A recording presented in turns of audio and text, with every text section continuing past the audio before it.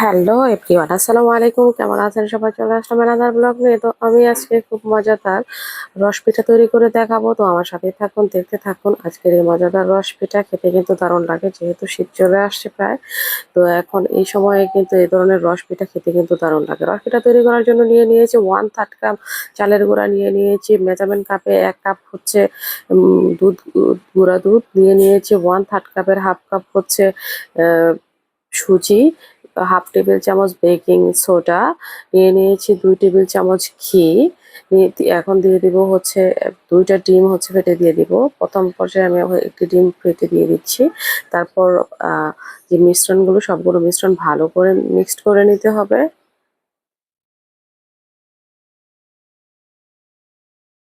মিশ্রণগুলো ভালো করে মিক্সড করা হয়ে গিয়েছে, একটি ডিম ফেটে দিয়ে দিলাম। আবারও ভালো করে হচ্ছে মাখিয়ে নিতে হবে। পিঠা তৈরির পারফেক্ট একটা ডো তৈরি করে নিতে হবে। আরও একটা ডিম ফেটে দিয়ে দিব। আজকে আমি যে পরিমাণ উপকরণ নিয়েছি, আমার 2টা ডিমই লেগেছে, আপনাদের একটু কম বেশি লাগতে পারে। আর এমনিতেই চালের গুঁড়া আর সুজির মধ্যে ডিমটা একটু বেশিই লাগে। তো আজকে এইভাবে আপনারা রসবড়া তৈরি করে খেয়ে দেখবেন, খেতে কিন্তু দারুণ লাগে। বারবার তৈরি করে খাবেন। রেখে দিব 5 মিনিটের মতো রেস্টে। 5 মিনিট পর ফিরে আসবো। 5 মিনিট পর ফিরে আসলাম। এখন পিঠার একটা শেপ দিয়ে হচ্ছে আজকের এই রস পিঠাগুলো তৈরি করে নিব। তো আমি এখানে ছাঁচ নিয়েছি। ছাঁচ নিলে হয় কি, সবগুলো পিঠা সমান সাইজের হয়। তো এরকম ভাবে হচ্ছে আমি ডিজাইন করে দিচ্ছি। চামিচ দিয়ে এরকম ভাবে একটা ডিজাইন করে দিচ্ছি। এরকম ভাবে আপনারা ডিজাইন করে দিতে পারেন। তো আমি এইভাবে সবগুলো রস পিঠা তৈরি করে নিব।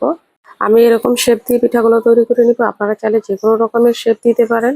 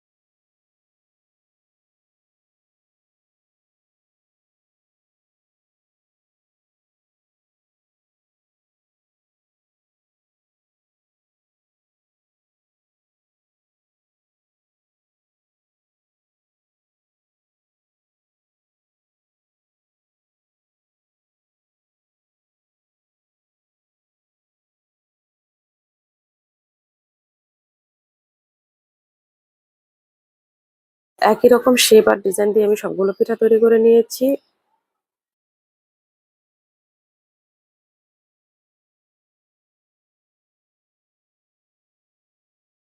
চুলার মধ্যে একটা প্যান বসায় দিয়েছি। দিয়ে দিব 1 লিটারের মতো লিকুইড দুধ। দুধটাকে ভালো করে জাল করে নিতে হবে। খুব বেশি ঘন করা যাবে না, তাহলে হচ্ছে পিঠার মধ্যে দুধটা ঢুকতে চাইবে না। দিয়ে দিয়েছি 4টার মতো এলাচ, ভালো একটা সুঘ্রাণের জন্য।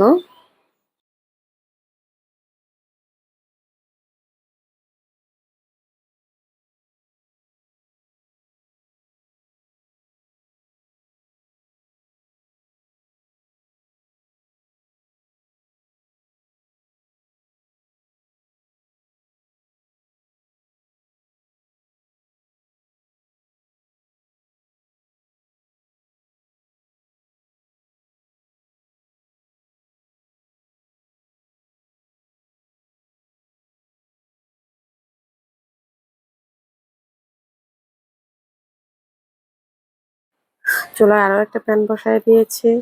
প্যানের মধ্যে তৈরি করে রাখা পিঠাগুলো দিয়ে দিব। পিঠাগুলোকে হালকা করে উল্টে পাল্টে ভেজে নেব। ভেজে যে দুধটা জাল করে রেখেছিলাম সেই দুধের মধ্যে দিয়ে দিব। তো দুধের মধ্যে দিয়ে দেওয়া হয়ে গিয়েছে। এ পর্যায়ে দিয়ে দেবো মেজারমেন্ট কাপে 1 কাপের মতো চিনি দিয়ে দেব। মিষ্টিটাকে ব্যালেন্স করার জন্য হাফ টেবিল চামচের থেকেও কম লবণ, তাহলে মিষ্টি ব্যালেন্সটা ঠিক থাকবে। এখন চুলাটাকে অন করে দেব। এটাকে হচ্ছে 5 মিনিটের মতো কুক করে নেব পিঠাগুলোকে। 5 মিনিট পর চুলাটাকে অফ করে ঢেকে রাখবো। তো দেখতেই পাচ্ছেন হয়ে গিয়েছে রসবড়া পিঠা। এই রসবড়া পিঠা খেতে কিন্তু দারুণ লাগে। আপনারা চাইলে কিন্তু সহজ এই রসবড়া পিঠাটা তৈরি করে ফেলতে পারেন। ভালো থাকবেন সবাই। Take care. আল্লাহ হাফেজ।